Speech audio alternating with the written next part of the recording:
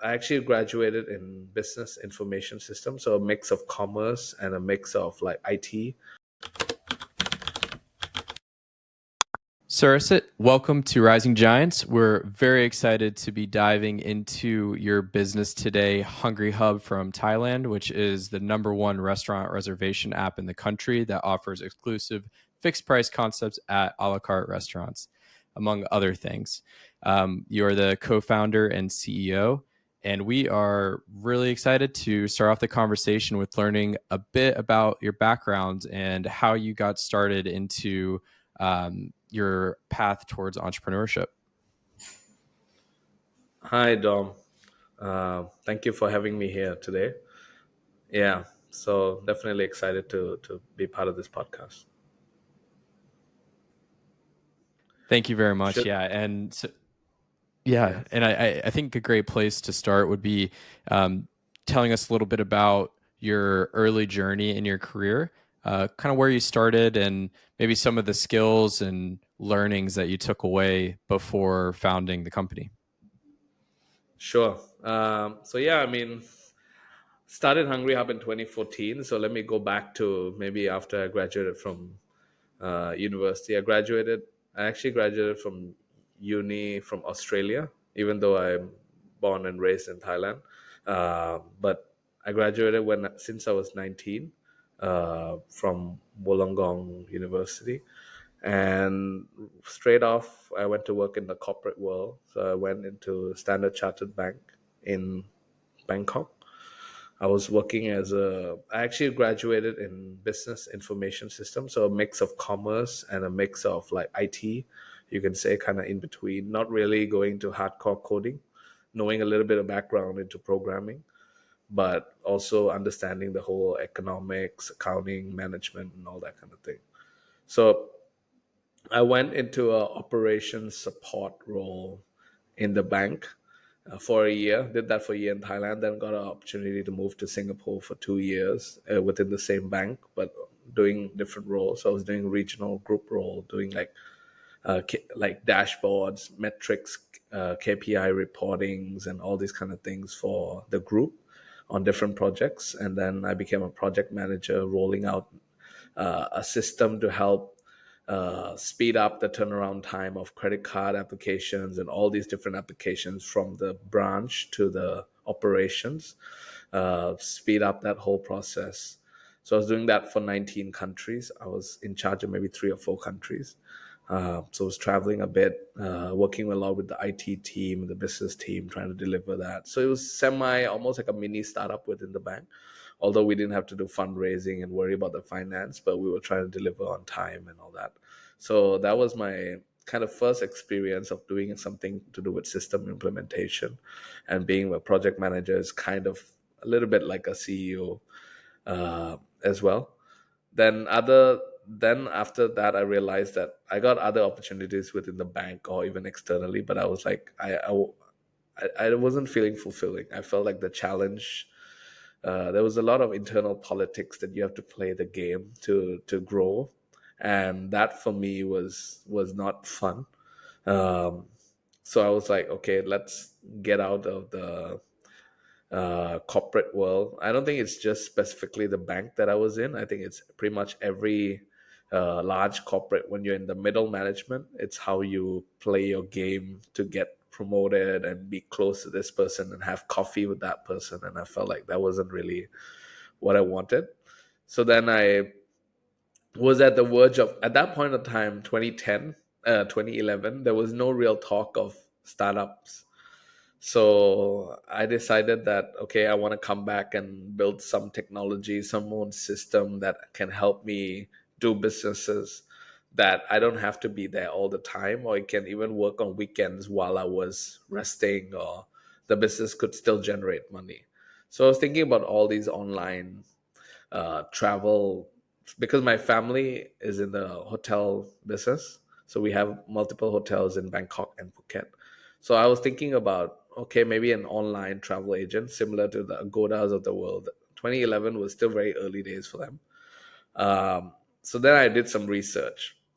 And then at that point of time, I saw that Agoda was spending, not Agoda, Priceline, the parent company of Agoda, Booking.com at that point in time was Priceline Group, was spending 1 billion US dollars a year just on Google Ads.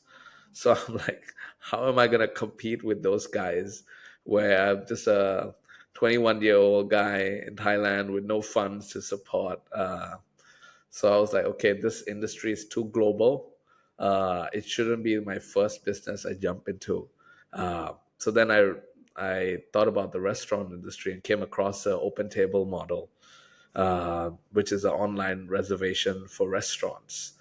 So then I was like, okay, started working, talking to some tech people, trying to find co-founders. But then I realized that I was living abroad, like Australia 3 years, Singapore 2 years. After my high school graduation, I didn't know people in the business industry. So to jump into a business alone after living abroad for 5 out of 6 years, I was like, it's a bit too risky. I need a co-founder. I need someone in the tech that can help. And it's a tech business. I don't want to outsource all the tech out. At that time, there was no ecosystem, no startup ecosystem, no place to mingle, no networking events.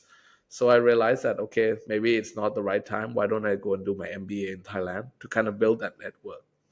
So I went to Sasin, which is one of the leading MBA program in Thailand.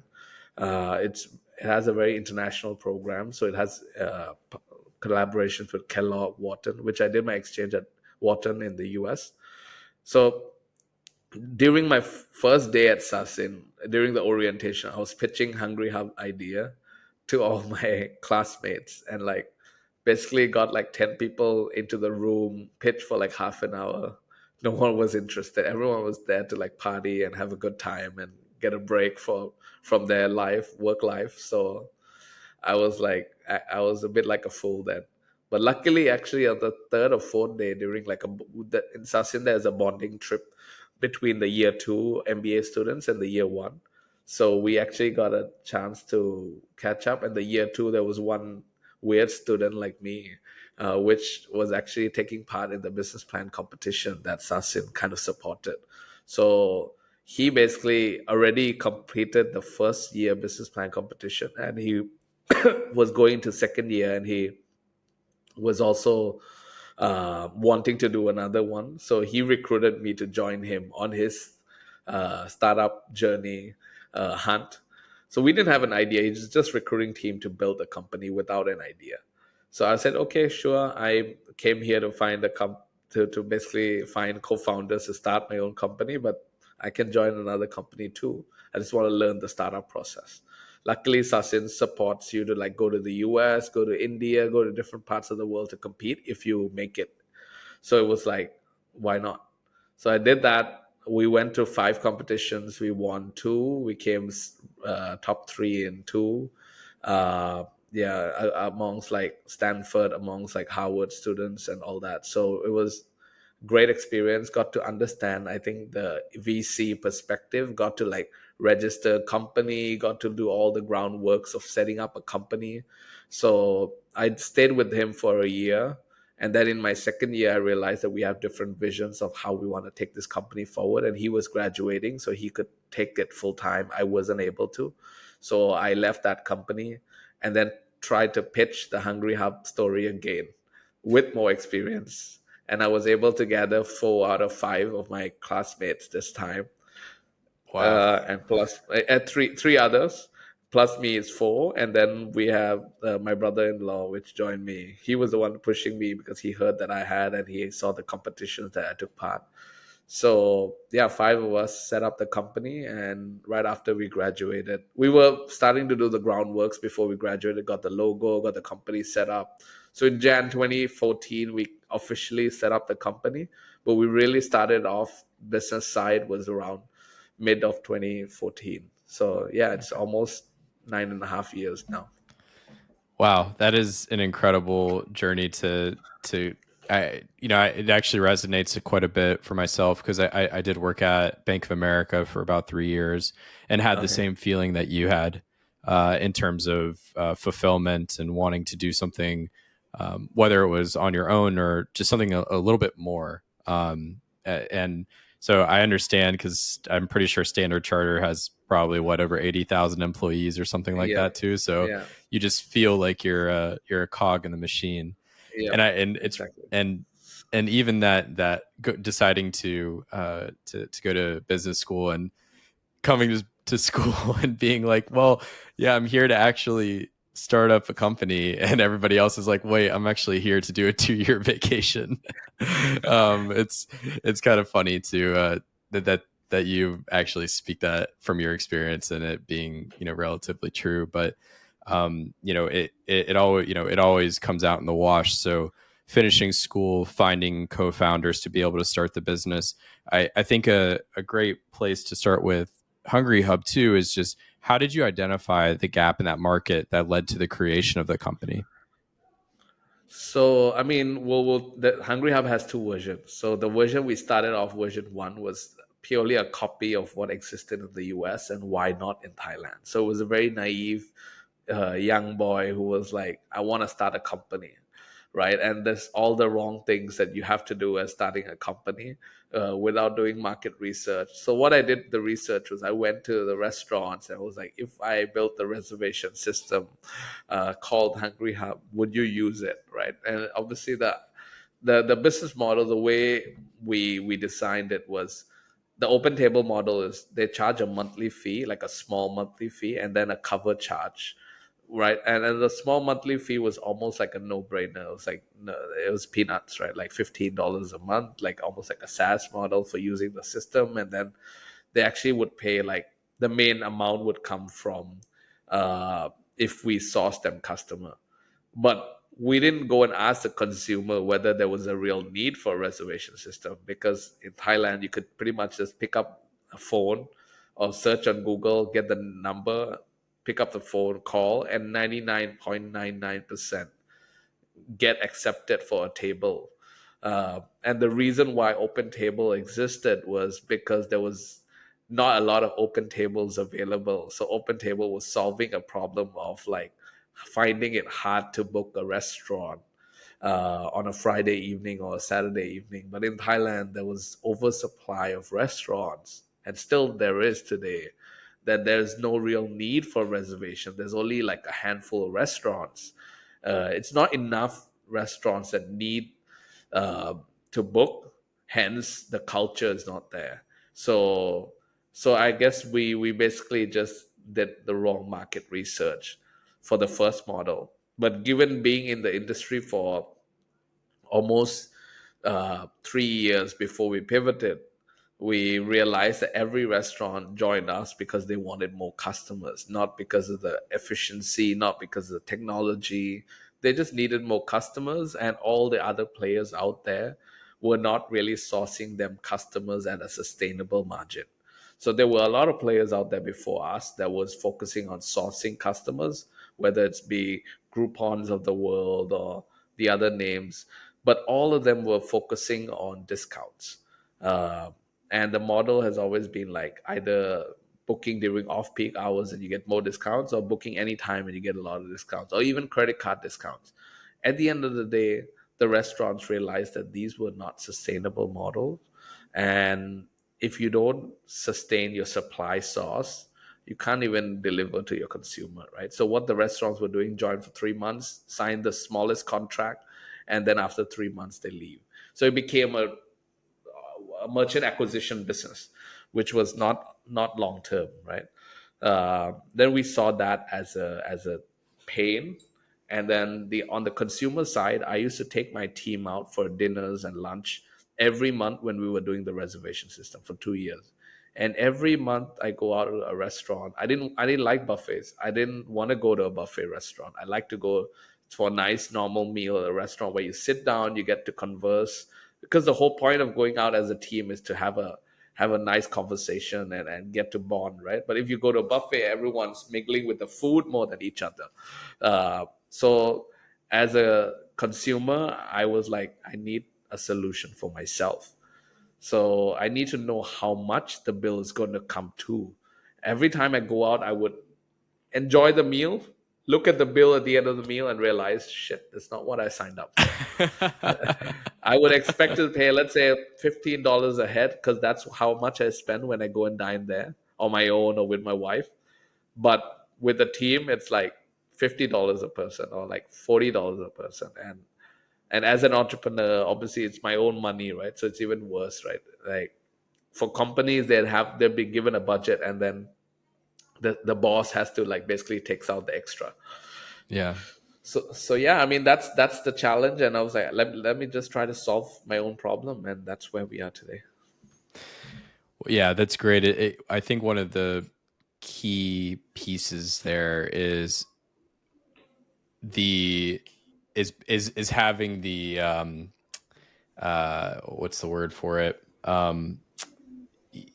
Having the humility of knowing, like, as a young entrepreneur, you're going in and just wanting to start something, and then quickly realizing that there's no problem solution fit for the current Yeah, product that you're offering, and then being able to pivot that business to something that is a problem solution fit.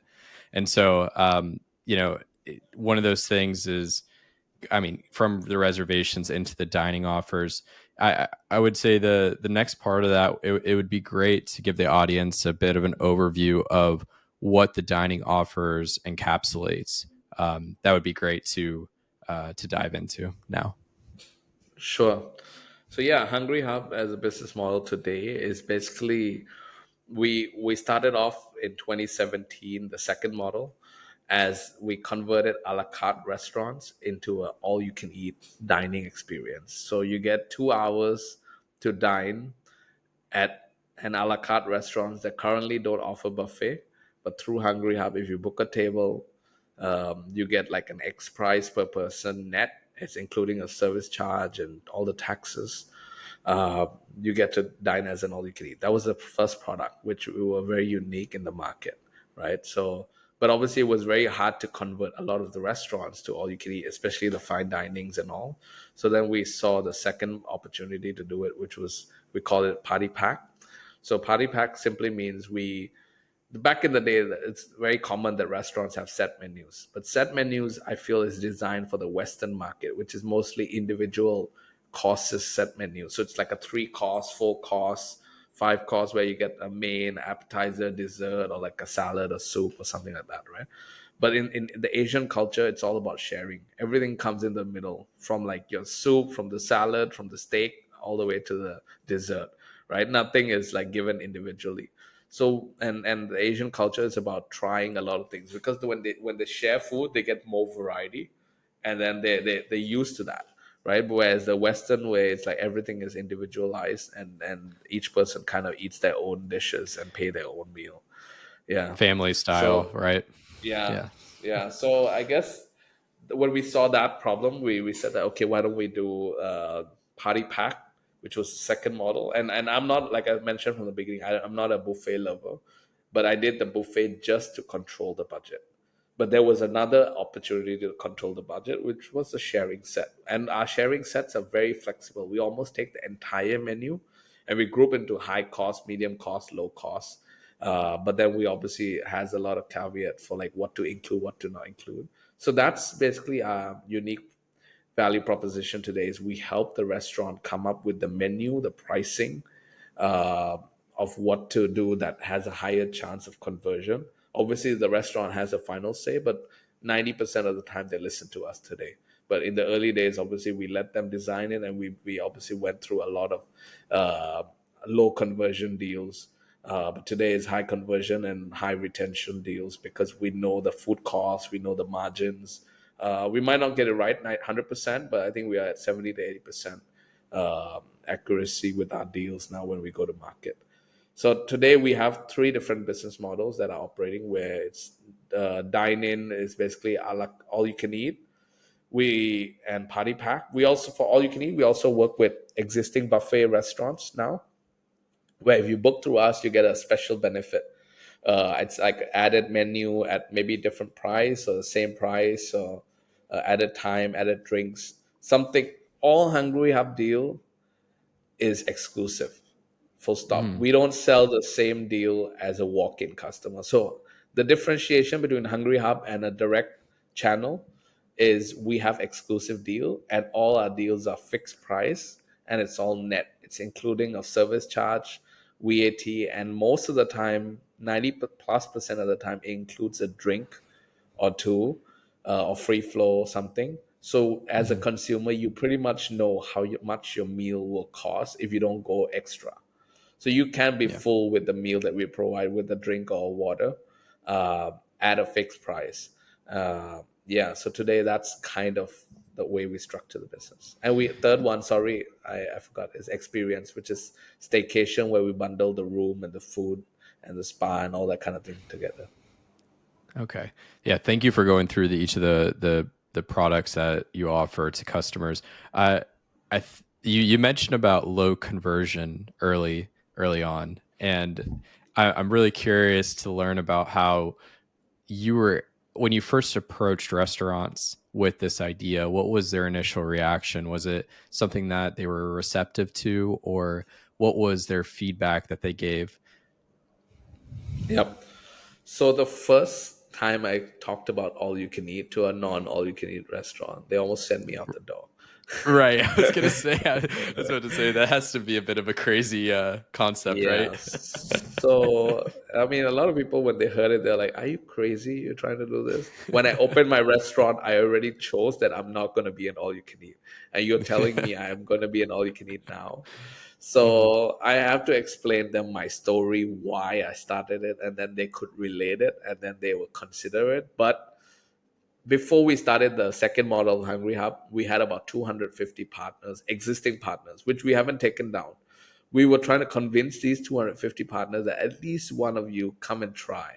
So luckily, we actually got one to try. After pitching it to maybe 50 of them, one agreed to try because it was their 50th anniversary coming up, and they didn't know what to do with it yet.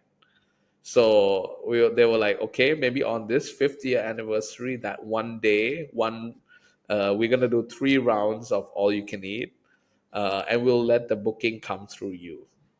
So we did that. That restaurant, the Wow. whole month, we would do like maybe 100 covers booking, like a booking alone. But on that one day, we did one branch, 360 covers in 12 hours. We sold out. So they Oh did my goodness. 220 covers, lunch, afternoon, and dinner. 3 rounds on their 50th anniversary, and they sold exclusively through us. Within 12 hours, we sold out. And they were shocked. They've never had that kind of success. And it was a model that we approached. But then they were like, it's hard for us to put a lot of people, the kitchen and all that for like long term and all that.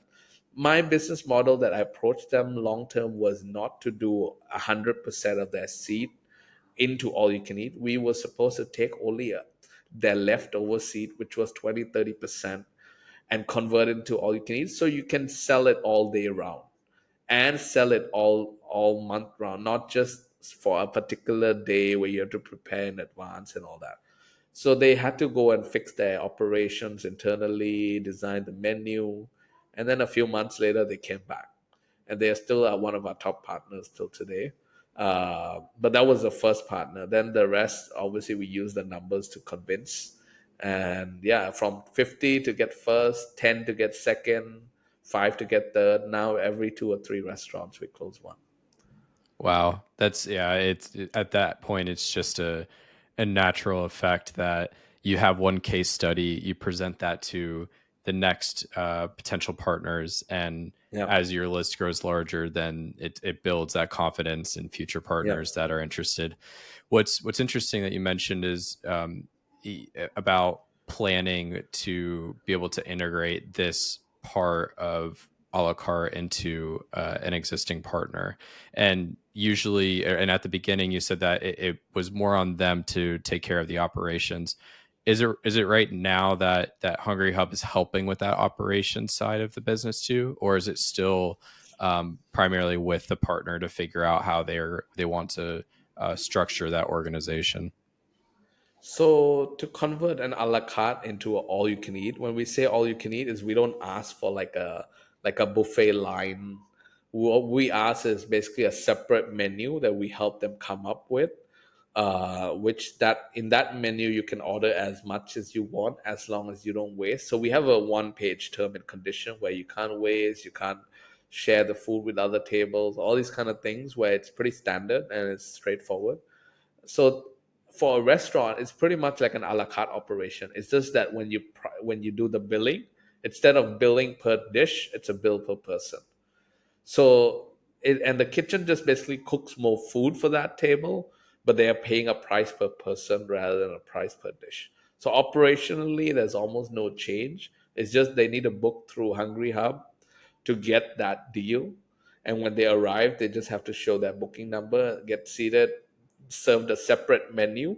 But the menu is from the normal a la carte, but we cut down certain items or we limit certain items to one per person. So operationally, we don't go in and get involved at all. It's pretty much the same a la carte operations. Nobody knows the difference that there is a Hungry Hub customer there. It's just that table is ordering a lot, uh, which is you can order a lot and pay a la carte price too. So it from a restaurant and from other consumer and the full experience of the dining, it's almost the same.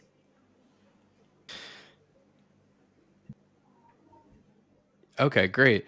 And I think as before we hop into later on, just curious about how many active restaurants that you currently have, and kind of like the market sizing of potential for Hungry Hub overall. Right. So right now we have about 1,400 restaurant partners, and when I count by outlets because for us every outlet gives us more seats to sell, even though it's the same brand. Because it's located separately, it's like has a different customer base. So average each restaurant we get like maybe 20, 30 seats. So we per day we probably have uh, 40,000, and one day you can sell multiple rounds. It can even go up to 100,000, but let's say you do one round a day, we can sell up to like 30,000, 40,000 seats. So a month we actually have like almost a million seats to fill, but we're still like a long way to go. uh yeah, and market size wise, there is probably around 20,000 restaurants that fits within whatever we do. In Thailand, according to the food delivery guys and the restaurant directories and all this, there's like 600,000 restaurants. But most of them are like street food vendors or like, the trolleys that sell food on. So I wouldn't, those wouldn't fit Hungry Hub. Hungry Hub only works for seat, like basically a full service restaurant, which I would say accounts for maybe about 20,000 to 30,000 throughout Thailand. In Bangkok, probably around 10 to 12,000. So if you say that we are at 1,400, we're not even 5% market share in terms of supply side acquisition. Okay, and what has the competition been like? I think we were discussing this earlier about like taking on bigger guys with and Yeah. not maybe having as much funding. Yeah, what's it Yeah. been like, kind of going up against kind of whoever's come through and tried to compete with you? I think there were guys that started off before us. There were guys that came in from overseas. I think the key thing is understanding the market and understanding the consumer and the merchants. Like, so reservation, for example, there was a player that came in from Singapore, which reservation system. They understood their market in Singapore. The founders were Singaporeans. The pain in Singapore is not the same pain in Thailand, right? So building a reservation system was what we did ourselves. Till today, they're still doing that. But we realized that in 3 years, the market is too small for it. But because they were operating in a multi-country, they had to kind of like put their coverage on the ground. But the volume is not going to reach anything close to where we are because we're actually helping the restaurants. Secondly, the business model of like discounts, uh, we knew from our conversation within 3 years of selling the reservation system to restaurant that they were unhappy with. So I think understanding and making a lot of the platforms were focused on consumer first because they realize well, the Groupon model is if the consumers are happy, they're gonna somehow squeeze the restaurant to do it. because everyone wants the consumers.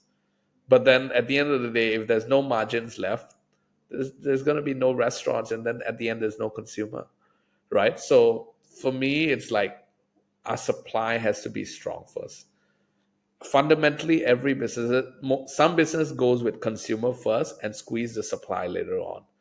But I think for that, it might work if you can improve the efficiency, or if you can use technology to solve the supply problem. But the restaurant industry is almost very difficult to do that.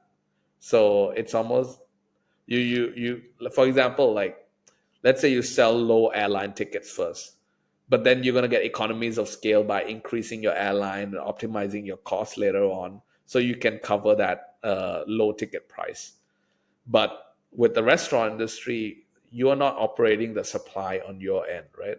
You are banking on a third party. So I think understanding that from day one, because we were 3 years in the industry before we kind of pivoted in another model, really helped us, is what I said.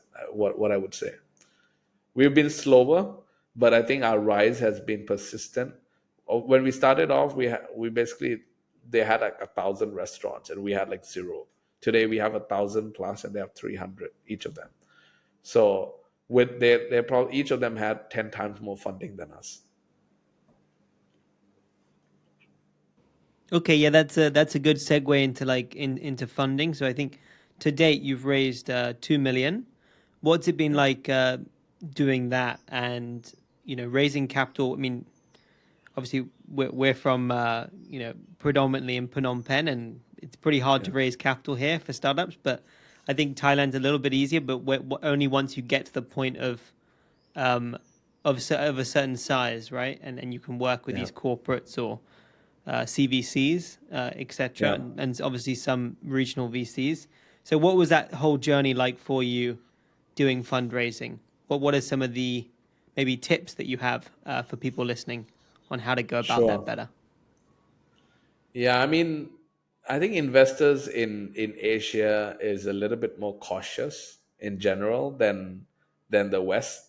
I think there's not much like experts. So I would call the ecosystem like startup 1.0. Maybe we are moving towards 2.0, but the reason why I call it startup 1.0 is because a lot of the founders have no back experience of actually founding the business before, or like a startup before. It's almost like almost all the founders are like first time founders, uh, right? And it's very different when you fundraise as a first time founder versus a second time or third time founder. Because if you've had experience of either running your own startup or being in a co-founder of another startup or exiting a startup, then you can raise almost at idea stage, like not even having a customer or revenue you can raise. And I think you guys just had a what do you call Harprem on your podcast recently, which he for him second time third time raising is much easier. He makes it sound so easy. Yeah. So actually for me, as a first time founder, when we were raising, actually when we were doing the reservation system, I pitched a lot. And because the business was not right, there's no chance of you getting funding. So I think first you need to get the fundamentals right and get the kind of reach the product market fit to a certain level, then get funding. But in the Western world, you get funding at idea stage with very little validation. So I think that's the because there's so less supply of funding, they almost can pick and choose the one that basically people are giving like Series A level startup seed funding in terms of validation, and that's how I see it today.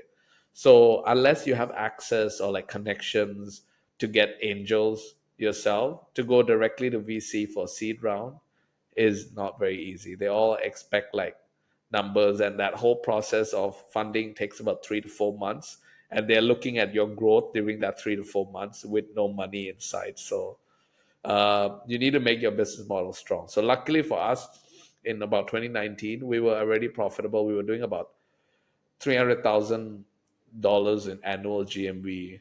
Uh, so it's not small number at that point, and that was when we started getting traction, and I mean started getting attention, and then we got our first round of funding. No, actually we were doing 3 million annual GMV. Yeah, that was our first round of funding. $3 million of annual GMV. We were doing $300,000 a month roughly, and yeah, that's when we raised our first round, about $500,000 from 500 tuk tuk, and then uh, at that time Expara, which was an institutional VC, and then now they moved it to Invest. But then further than that, during COVID, we pivoted.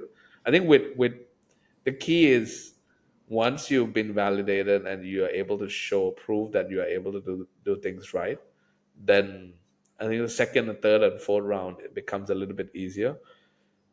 The market has been really bad in the last year and a half. So I think this has been the kind of like because of whole economy coming out of COVID, inflation, all these other things, cost of capital becoming more expensive, and so VCs, when everyone, all the big guys stop investing, it becomes like there is a lot of time to choose. There's no rush in the investment process. There's no like rat race going on.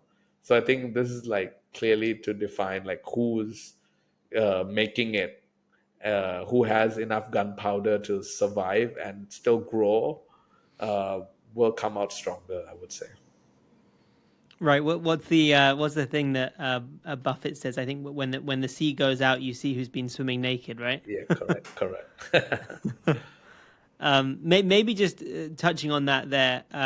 Of course, your business, I'm sure, could was heavily impacted by COVID. It being like a business that requires putting together a lot of people in a space. So maybe you can just touch on like how you were able to survive COVID overall. So yeah, I mean, lucky for me, I was actually in China for Alibaba E Founders Program, November of 2019, November December. So that was when COVID was getting started. So I think in Jan and Feb, there was like the Alibaba team was like kind of sharing about what's happening in China, like the restaurant industry, because Alibaba has a food delivery business as well, and they were sharing like how people delivering food and stuff like that. Restaurants were shut, so I was like, "There's no ways Thailand's not going to face this." So I better launch a food delivery business 2 weeks before shutdown. I anticipated there was going to be a lockdown coming up. 2 weeks before the shutdown, we started the food delivery discussion with restaurants. We started building, we tweaked our system, and 3 days after lockdown, we launched it. So we basically turned a dine-in business, of which I said I will never go into food delivery space. I decided that there was an opportunity for the premium dining category, that what I realized that most of these guys that we were working with was not on any food delivery platform. So I saw that gap. And secondly, I saw that their price, for example, they were selling pasta at like $10 a dish, whereas outside like street food pasta shop was selling it for $3 or $5. So how are my restaurants going to survive this COVID if they still sell it the same way? But if they lower the price, then they're going to come out looking at a cheaper brand. So we said, why don't we sell it as a set, like a bundle, like a party pack? So we basically bundle the groups together and let the customer choose and get it at a fixed meal price. So it's almost like a party at your house from premium type of restaurant, where you can still get lobster, get uh, different products delivered from premium restaurants. So we actually onboarded, and the good thing was at that point in time, Grab, Food Panda, Lineman, all the other food delivery players were busy onboarding the everyone who wanted to rush to get them. So we were like free and onboarding slowly the big guys, the ones that really had high margins and stuff. So luckily we were able to build traction because we already had that user base, because we were doing the business for them for a while. So we had that like customers. So we onboarded them. We were able to help these restaurants recover maybe 30-50% of their revenue during lockdown months. And for us, we were also able to cover 30-50% of our revenue, and cover most of our costs, because we obviously leaned down a lot and try to save costs. So we were losing money, but we were losing much less than not doing anything. So yeah, that was our first thing that we did during COVID. Then we saw the hotel in segment was struggling. Obviously, no tourists were coming in, and we were working with a lot of hotel restaurants, and they were struggling to compete with non-hotel restaurants because their price were not friendly to locals. They didn't want to lower their positioning, especially the big brands. So we said, why don't you bundle the room and the F&B together, because people had no reason to come and stay in your hotel. But if you bundled it and make the room look like free, if you spend very high on F&B, then it may be interesting for the consumer to look at it as a win-win experience. So we launched staycation in end of 2020, and that business was very big for us. Like last year was like 2022 was 30% of our total sales, 25%. So during COVID months, it was like some months, like even 30-40%. But then as tourists came back, obviously that started to go back down. And the delivery, we just stopped beginning of this year fully because dine-in is our core. We didn't want to confuse the customer. We just have that technology ready for whenever there is any need. But our main business is still dine-in because that's the problem that we're solving. Staycation, it was a short term to help the restaurants survive and the hotels survive during COVID. Yeah. Great. And yeah, something you just mentioned earlier as well is about like the how that relates to COVID and like the rebound that we've seen to some Yeah. extent in Yep. some of the countries in the region, and Thailand recovering on the tourism numbers. But you also mentioned about how the funding environment has changed. What I guess the overall question I'm trying to get to is like, how would you rate the overall like Thai economy right now? Like, what does it look like for 2024 versus 2023, for example? So, economy in the eyes of me looking at 1,400 restaurants is quite shit right now. 2023, there was election, which was like after almost 10 years that the military was ruling the country. But that election was also somehow, as you guys know, the winning party didn't get it, and there was like 2 months of debate after winning the election. Then another second, the party that came second, basically ended up forming the government. But for us as Hungry Hub, I got a missed out in sharing. In 2019 to 2020, we grew 50%. 2021, we grew another 50%. So 2022, we grew 85%. So we actually came out of COVID in 2022, 4x our sales in 2019. Most businesses in the F&B industry were only recovering their 2019 number in 2022. So for us, 2023 was a tough year because we were reversing all, not all, but like the delivery, the staycation business that we were benefiting out of COVID was actually coming back, was reversed while we were still growing our core business. But the COVID benefits was getting like going down to towards zero, right? And 2024, we think will go down towards zero because of the delivery, and the staycation was is not our strength, and it's not something we want to push focus long term. But economy as a whole, from what we see, local spending is really, really bad right now. And I think macroeconomic factors are playing an effect. And what I see is like interest rates are spiking, there's less investments uh, that are happening, less projects from both government projects because of budget cuts. Because the government formed after the budget cycle. So the government was not fast enough to be able to get budget approval. So a lot of the big infrastructure projects were actually delayed or was not approved funding. So they're actually going to start getting funding only in April this year. So a lot of these delays have trickled down to companies getting not doing so well performing, especially the government related companies were not performing so well. So the only sector that is booming right now is tourism sector. So hotels, hospitality industry is actually doing quite well. But if you ask me as a whole, if you're not targeting tourist market right now, the business market is very, very bad, and I see that until at least middle of this year, because Thailand didn't face an inflation problem. So the interest rates spiking up in the whole world was because to control inflation, especially in the US and Europe. But Thailand, like if you talk about food prices, talk about like transport, talk about a car, talking about buying a refrigerator, TV, prices has been more or less the same in the last 5 years. Maybe 10% spike, but in the US and Europe, it's been spiking up a lot, and that's where I heard like tissues were running out, and a lot of the things were like refrigerator you have to order a year in advance, so like stuff like because of semiconductors running out and all these kind of things. So I think the whole supply chain shock in the US has caused the price to go up and the interest rate to gone up. In Thailand, the interest rate has gone up because of currency exchange control. If Because if Thailand didn't increase the interest rate, then all the money will flow out, and people will go and do savings in the US, in the UK, or in Western market where there's higher interest rates, right? And people, and then it would basically become a problem for the currency. So because of controlling the currency, the economy is shit right now, and that's how I take it. It may be other factors like travels are becoming more expensive, and people still value travel, so they're spending less on other things. Job market is not so good. There's a lot of layoffs happening, so that is also another factor. Yeah, but overall, I see the next 6 months as still being bad.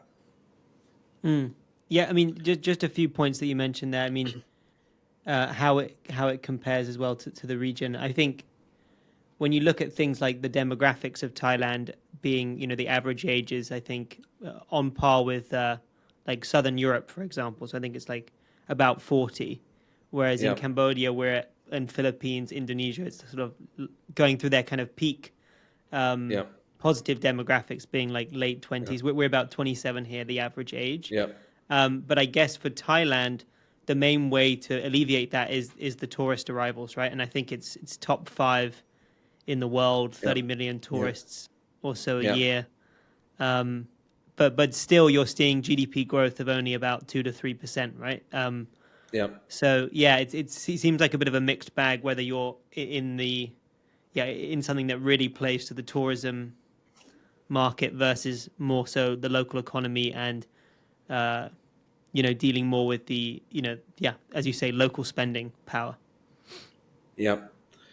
Yeah, I mean, if you don't, the tourism is growing by all means, but the agriculture, the local spending, the whole GDP, I think if you take out tourism, it's actually going down. Okay, and but maybe on like to shift to like I guess more of the on the tech side of things and startups.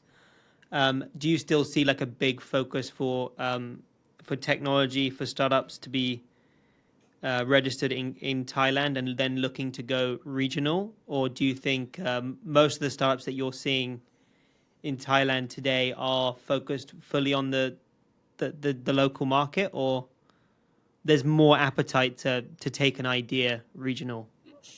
I think I mean, this is again my perspective. I'm like third generation living in Thailand. Like my family's moved here from India, Pakistan during the partition. But I feel like Thailand is very comfortable life. It's never been ruled. It's never been colonized.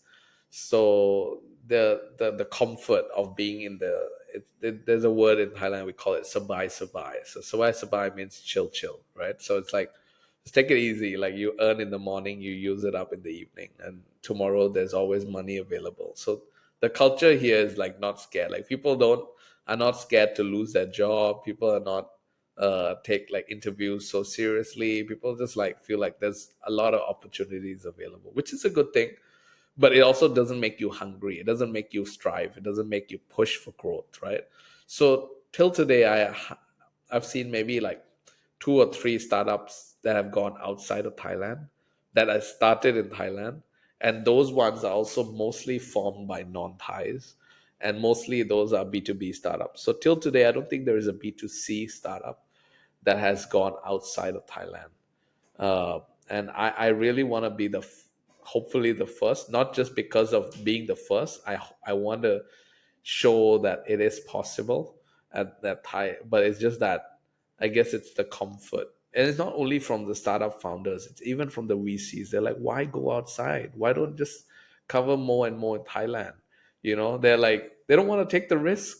They're not risk takers at the end of the day. They're, like I said, sabai culture. So uh, that's what I see as a weakness of Thailand. And because of government restrictions like hiring international, like if you're not board of investment registered company, you can't hire, like you have to have like a ratio of 4 Thais to 1 foreigner.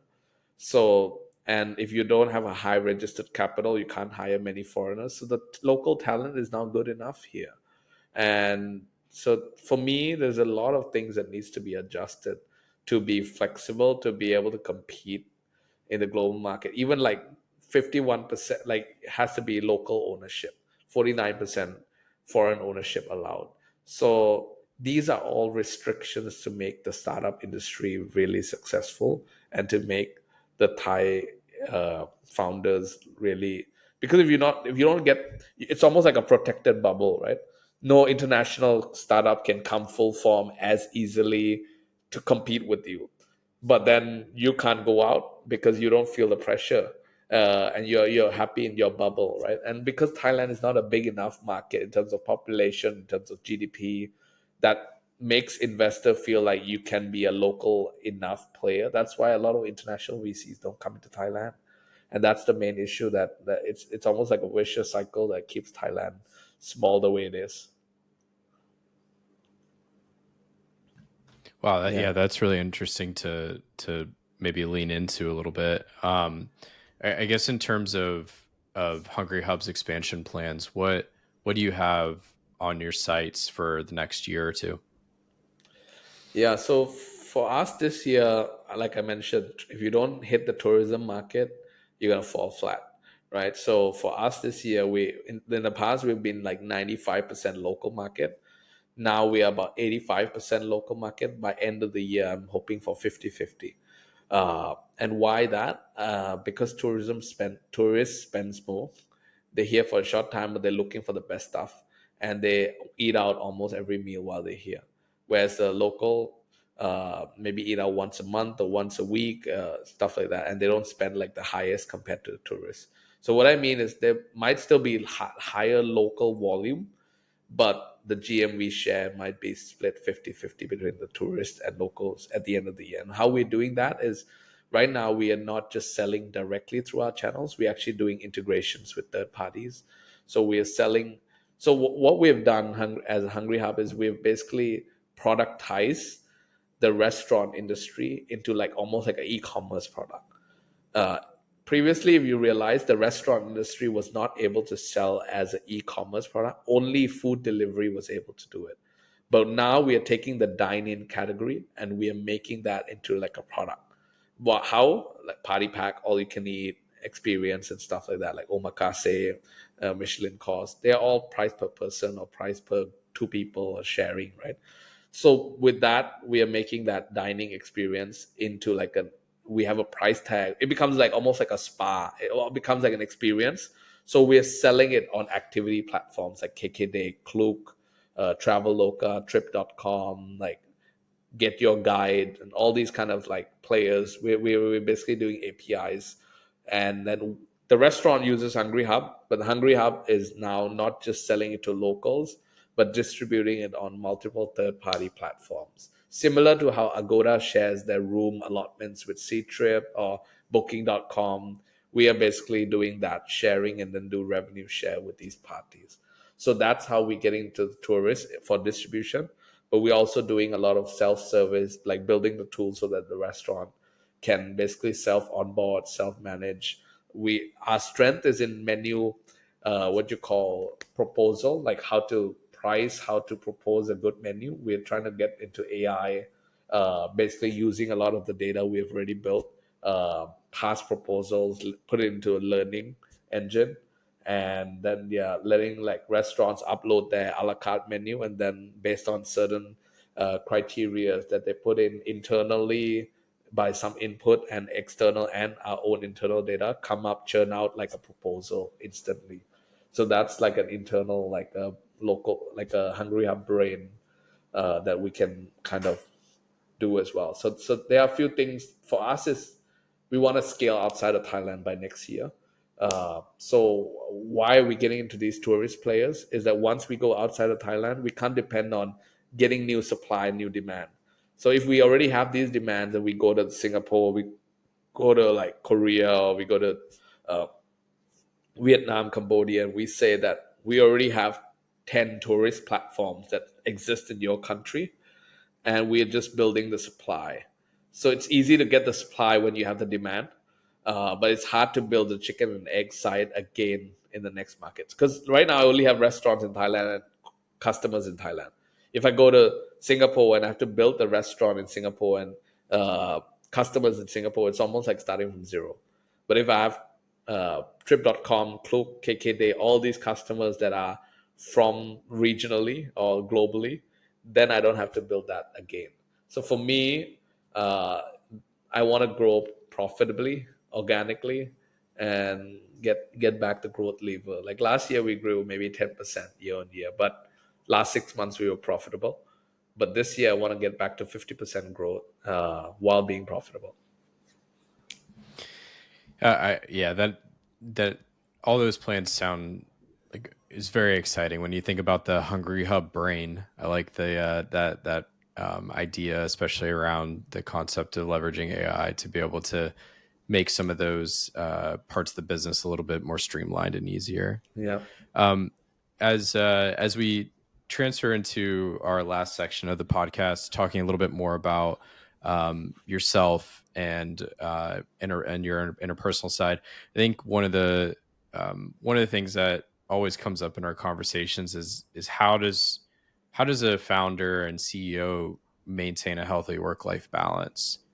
Is there specific practices that you have, whether it's yoga or meditation, or is it something else that you like to do? Yeah. So last 5 years not been easy, but yeah, I mean, I've actually, because before I started doing my own startup, I was working in the corporate world, like I mentioned, and the corporate world, I was working 12 hours to 15 hours a day. So I've gone through that life once, and I think in the younger days. But when I started this company, I made it a point where I'm gonna make it like more like a healthy long-term business. It's not gonna be like 3 years where I burn myself out and I'm done with it, right? So there are days that I work till late, but most of the days I come into office at like 10:30, and I leave by 7:30. So I do like a normal 8 9 hour day. My lunches, okay, I don't really, if it's not a lunch meeting, then I have it on my desk, or yeah, very rare I really walk out to step out for lunch, like just casually. But it's always like lunch as an opportunity to network, mingle, or work lunch with the team. So that's my thing that I stretch a little bit. But and then because I'm in the F&B business, there are days that I have dinner meetings, or there are events in the startup scene that I have to take part in. So I try to limit those to once a week. If there is multiple really important, then I exceptionally, but maybe like 4 to 5 times a month I go out in the evening. Otherwise I'm home with my family, wife. I have two kids, 5 and 3. uh, so yeah, and they're young, they sleep early, they go to bed early, so I try to make it home before they go to bed because they're in school now. So and for me, other than outside of work, what do I do? I play soccer once a week. That's my time out with my friends, and yeah, 2 hours of soccer a week, and then actually help him. I play with him as well, and then Oh, nice. yeah, and I run. I try to run. Just getting started back. I used to, for me, running in the morning, it gives me a chance to like just freshen up before the day. So I try to do that once or twice a week. Just Mm. 30 minutes, like outside at 7 a.m. Next to my house. And yeah, otherwise I think Friday night I usually crash. People go out partying. I am like, uh, I don't think I'm tired because of long hours, but it's a lot of things that goes on in the mind, and I try to shut off at home. I try not to use my computer at home. At Mm, max, it's just my phone, and I try to when I'm with the kids, I try to keep the phone away. mm. Yeah, I think overall, my wife keeps me in check. She's very, very helpful in that journey. She's very pro family, and because she also doesn't work full time. She's like a full time. She works part time, but she's more full time mom.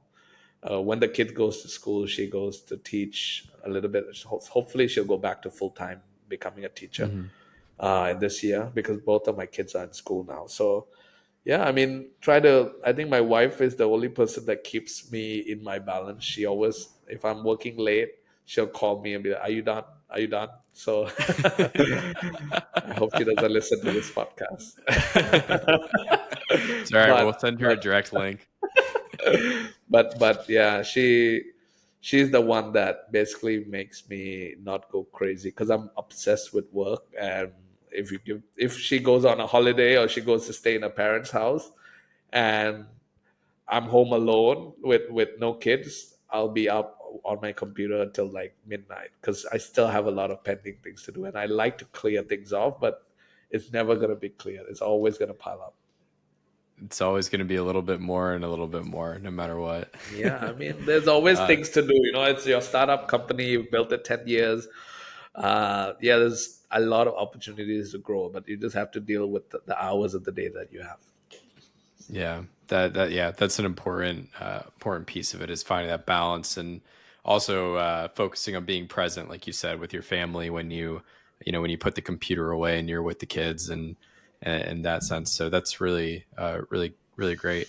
What are some of the podcasts that you're listening to today? Yeah, when I go for my run, I do that. So it's once twice a week. There's some local ones called Secret Sauce, so that like up there they interview some business people here and there. There are one in India that is run by this startup founder called Nikhil Kamath. So he does a very interesting type of podcast. He does a round table for people like who are the experts in that industry all around India to come and talk about a topic. So like they had like restaurant owners coming to talk about the whole. So the podcast is called WTF is going on in that industry. So it's like WTF is going on in that VC industry. WTF is going on in the restaurant industry. So it brings up like different problems, different topics. So it's very interesting, and the podcast runs for like 3.5 hours. So I don't finish it in one go, but it's like a dinner table conversation that they have once a month, and it's these guys they because when it's long it goes into very detail, and the guy is the interviewer is a founder, so he already has a lot of knowledge, and he basically very quickly takes out the juice and goes straight to the meat. So I think there's a lot of insights that I've gotten. Like I think a lot of podcasts when it's like 45 minutes, 1 hour, like you get to the meat maybe after like 20 minutes or 30 minutes, right? But when you do it for 3 hours, that it becomes like 2 hours or 3 hours of meat. So you get a lot out of that. So that's how I see it a little bit different in that podcast. Oh, I like that. Yeah, just getting straight into the point, and then those kind of discussions always evolve into Yeah, bigger conversations that you didn't think that you were going to be jumping in on. So yeah, we'll actually have to try it. We'll have to listen to an episode or two on that. So it sure. I sounds can very send you the link. interesting. Yeah, would love that. Would love that. Um, what does success mean to you? Uh, I think balance is number one. I think success without balance is not a success. So I would put that word very high up. And second is I think success for me is more about the team. Like it's not a one man show. Like I feel like if the team feels and if the team is part of the success, I feel it's more successful. And Mhm. last for me is if you ask about Hungry Hub today, my next milestone of success is to expand beyond Thailand and to make this business and not a Thailand only business.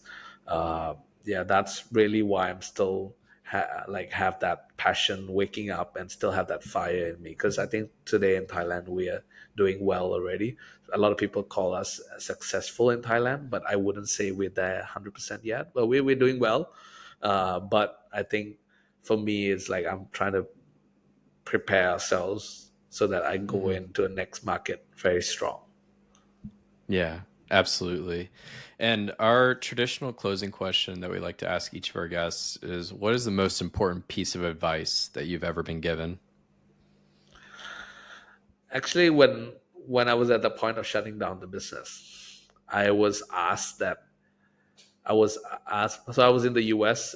For a conference, and one of the mentor over there, they were assigned like one mentor per table and stuff. So he asked me, "What's your brand promise? Like, what does Hungry Hub stand for your consumers or your restaurants, right? And what do you want it to stand for? And are people willing to pay for that brand promise?"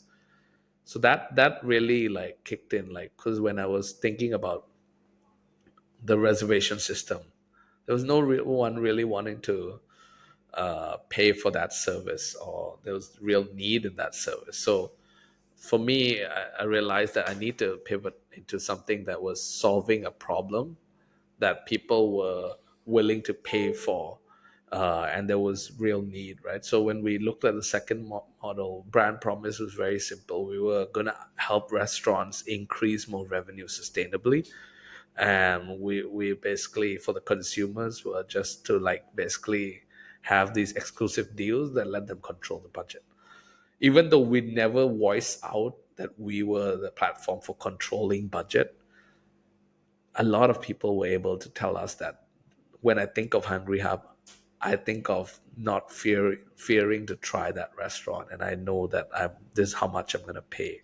But we never promoted that as a brand value at all, because how can you say control budget is sexy? It's not a sexy word. We got to say like we have deals and all these kind of things, but our deals revolve around the fundamental, the promise that we wanted to deliver. And yeah, like if you think about Uber, like the brand promise is security, safety, like underlying factor, transparency. Everyone would say the same word. I think if you're not able to get your brand promise straight and aligned, that all your consumers are saying the same thing, why they use your service in three simple words that are 90% aligned, then I think you've not gotten there yet. And that's the advice that was given, and that's how I looked at pivoting my business. And I think it's a long way to go. Yeah, Yeah.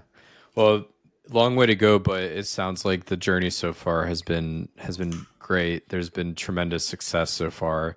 A lot of happy customers, and for us, we are really appreciative of you coming on to Rising Giants with us today, Surasit, and we are really looking forward to trying the product next time we're in Thailand. I definitely. honestly, I want to look through the catalog just to pick the restaurant that I want to try now. So any suggestions after the episode, I will be more than happy to take. So just want to thank you again Sure. for your time and really Thank you very appreciate much it. for having me here. And if you're in town next, we'll catch up for a meal. Yes, thanks. Yeah, we look forward to that. Thank you. Awesome. Thank you. Cheers.